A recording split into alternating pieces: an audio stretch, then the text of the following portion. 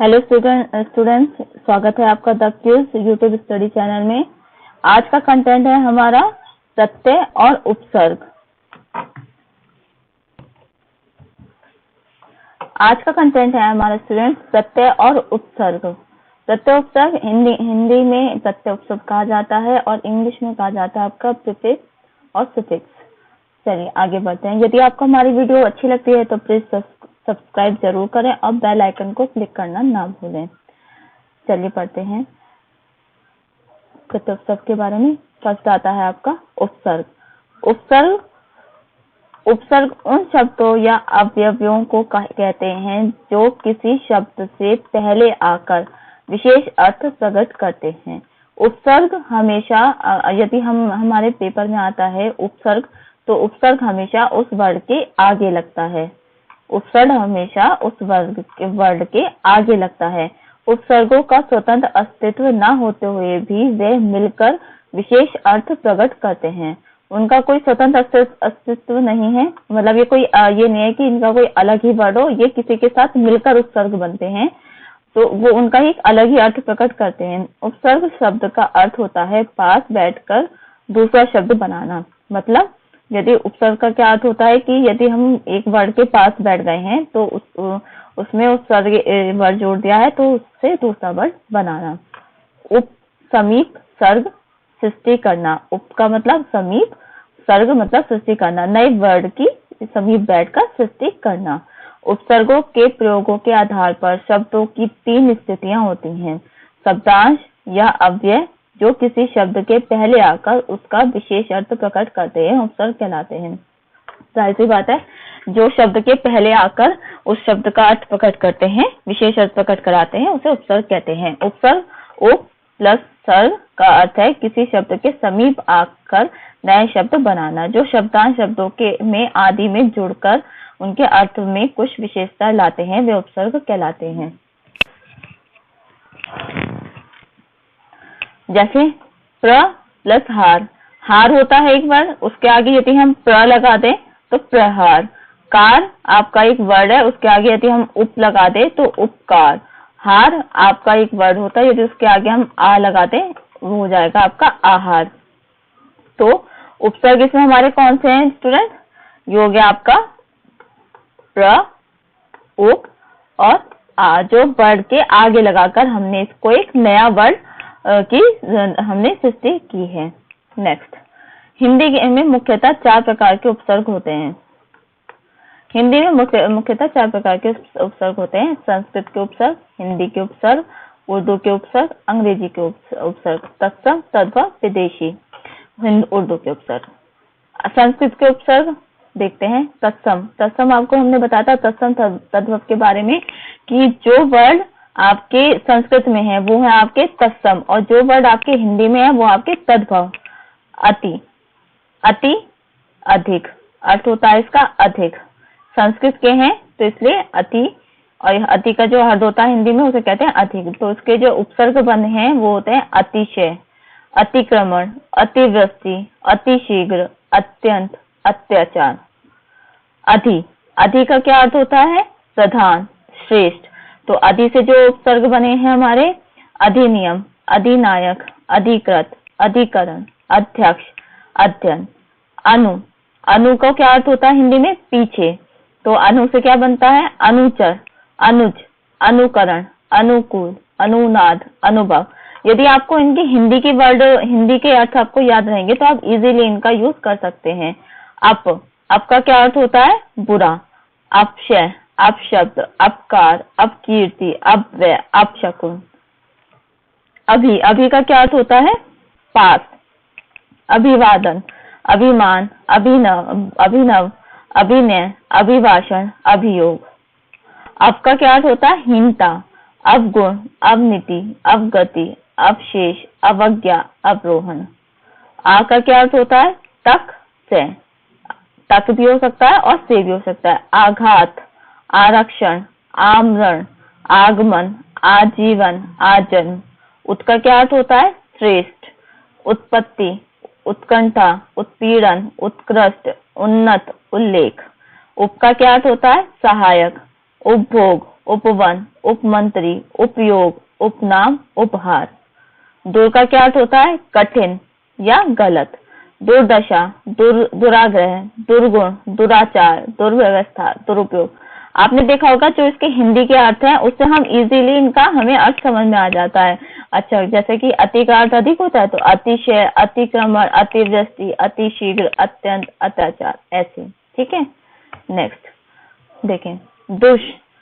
दुष का क्या अर्थ होता है? बुरा, कठिन। तो दुश्चिंत, दुशासन, दुष्कर, दुष्कर्म, दुशासन, दुशासित। नि का क्या अर्थ होता है? बिना, मतलब किसी के बिना या कुछ भी बिना। तो निडर, निगम, निवास, निषेध, निबंध, निषिद्ध। निर का क्या अर्थ होता है? बिना। निराकार, निरादर, निरोग, नीरस, निरीह, निरक्षर। निस का क्या अर्थ होता है? बिना या बाहर। निश्चय, निश्चल, निष्काम, निष्कर्म, निष्पाप, निष्फल। प्र का क्या अर्थ होता है? आगे। तो प्रदान, प्रबल, प्रयोग, प्रसार, प्रहार, प्रयत्न। परा का क्या अर्थ होता है? विपरीत। तो पराजय, पराभव, पराक्रम, परामर्श, परावर्तन, पराविद्या। परि का क्या अर्थ होता है? चारों ओर, परिक्रमा, परिवार, परिपूर्ण, परिश्रम, परीक्षा, पर्याप्त। और प्रति का प्रत्येक, प्रतिदिन, प्रत्येक, प्रतिकूल, प्रतिहिंसा, प्रतिरूप, प्रतिध्वनि। वी का क्या अर्थ होता है? विशेष, विजय, विहार, विख्यात, व्याधि, व्यसन, व्यवहार। सु का क्या अर्थ होता है? अच्छा, सुगंध, सुयश, सुमन, सुलभ, सुबोध, सुशील। सम का क्या अर्थ होता है? अच्छी तरह, संतोष, संगठन, संलग्न, संकल्प, संचय, संरक्षा। अनु का क्या अर्थ होता है? नहीं बुरा, नहीं या स्लैश बुरा। तो अनंत, अनुपयोगी, अनुपयुक्त, अनागत, अनिष्ट, अनुपम। तो जो यदि हमें इसके अर्थ सही में समझ में आ जाते हैं तो हम उस उपसर्ग इजीली बना देते हैं। हिंदी में उपसर्ग तद्भव। अन का क्या अर्थ होता है? नहीं। तो अनबन, अनपढ़, अनजान, अनहोनी, अनमोल, अनचाहा। अध का क्या अर्थ होता है? आधा, अध्यापक, अध्यापका, अधमरा, अधजला, अधखिला, अधनंगा, अधगला। एक कम, 39, 19, 29, 59, 79। और ओ का क्या अर्थ होता है? अब, अवगुण, अवगण, अवसर, अवघट, अवतार। कु का क्या अर्थ होता है? बुरा, कुपुत्र, कुरूप, कुख्यात, कुचक्र, कुरीति। चौ का क्या अर्थ होता है? चार, चौराहा, चौमासा, चौपाया, चौरांगा, चौकन्ना, चौमुखा। पच का क्या अर्थ होता है? पांच, पचरंगा, पचमेल, पंचकूट, पंचमढ़ी। और पर का क्या अर्थ होता है? दूसरा, परहित, परदेसी, परजीवी, परकोटा, परलोक, परोपकार। बिना, बिन का क्या अर्थ होता है? बिना, बिन खाया, बिन ब्याहा, बिन बोया, बिन मांगा, बिन बुलाया। भर का क्या अर्थ होता है? पूरा, भरपेट, भरपूर, भरकम, भरसक, भरमार, भरपाई। सा, सहित, सफल, सबल, सगुण, सजीव, सावधान, सकर्मक। चिर, सदैव, चिरयौवन, चिर परिचित, चिरकाल, चिरयुग, चिरस्थायी। ना का क्या अर्थ होता है? नहीं, नकुल, नास्तिक, नग, नपुंसक, नगण्य, नेति। बहु का क्या अर्थ होता है? बहुमूल्य, बहुवचन, बहुमत, बहुभुज, बहुविवाह, बहुसंख्यक। आपका क्या अर्थ होता है? स्वयं, आप काज, आप बीती, आप कही, आप सुनी। सम का क्या अर्थ होता है? समान, समकोण, समकक्ष, समतल, समदर्शी, समकालीन, समग्र। दु का क्या अर्थ होता है? बुरा या स्लैश हीन, दुत्कार, दुबला, दुर्जन, दुर्बल, दुकाल। अर्थ से हम बना सकते हैं, मतलब अर्थ का अर्थ ये नहीं होता है कि नहीं है तो कुछ चीज नहीं होगा। मतलब अनबन, अनपढ़, अनजान, अनहोनी, अनमोल, अनचाहा। इस टाइप। आधा, अधपका, अधमरा, मतलब उसके अर्थ उससे मिलते रहते हैं, तो इससे हम उपसर्ग बना लेते हैं। उर्दू के उपसर्ग। ला का क्या अर्थ होता है? बिना, लावारिस, लाचार, लावाल, लाजवाब, लापरवाह, लापता। बद बुरा, बदसूरत, बदनाम, बददिमाग, बदबू, बदकिस्मत। बिना, बेकाम, बेअसर, बेरहम, बेईमान, बेरहम। कम थोड़ा, कम वक्त, कमजोर, कम दिमाग, कम अकल, कम उम्र। गैर के बिना, गैर कानूनी, गैर जरूरी, गैर हाजिर, गैर सरकारी। ना अभाव, नाराज, नालायक, नामुमकिन, नादान, नापसंद। खुश श्रेष्ठता, खुशनुमा, खुशगवार, खुश मिजाज, खुशबू, खुश दिल।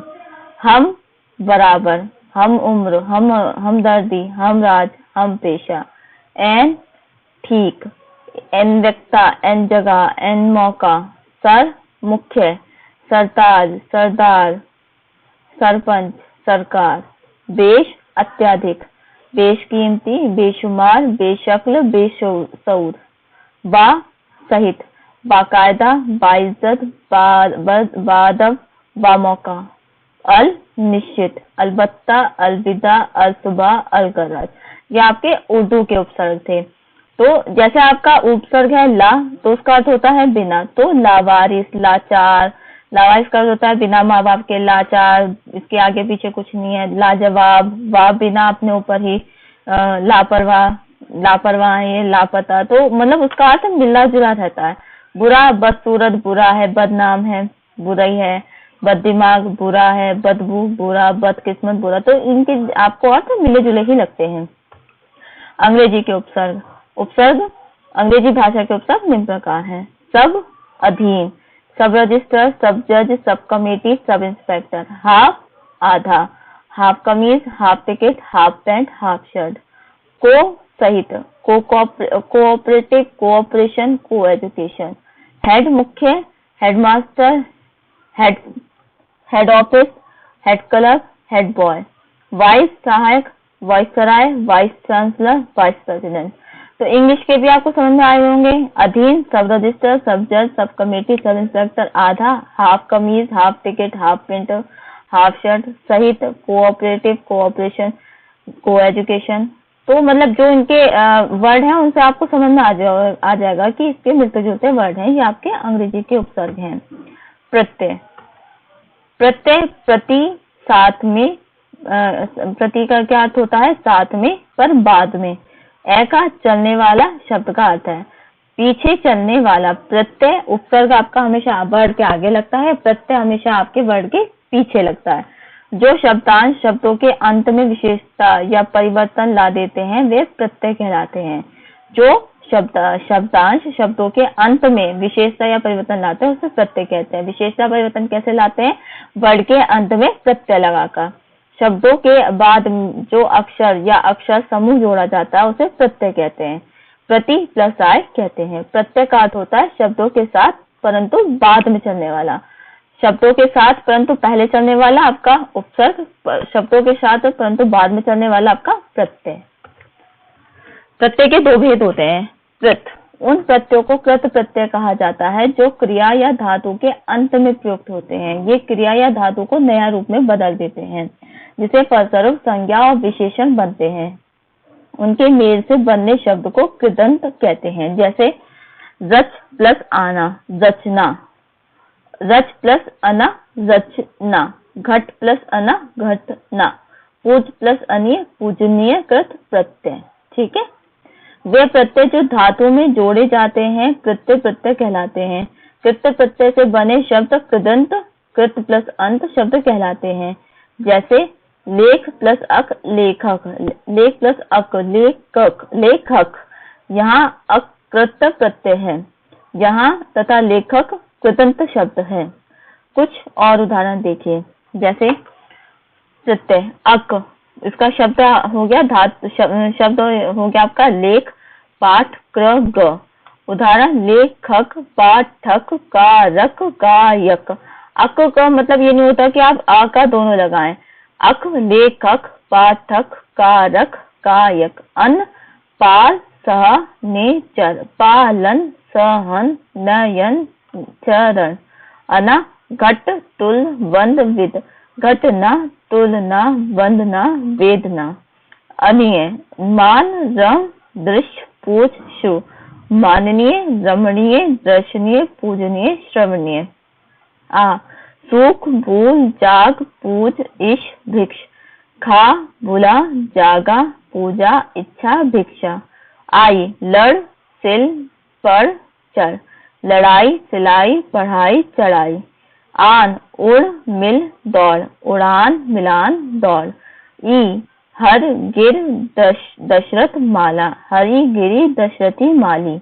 इया, छल, जड़, बड़, गठ। छलिया, जड़िया, बढ़िया, घटिया।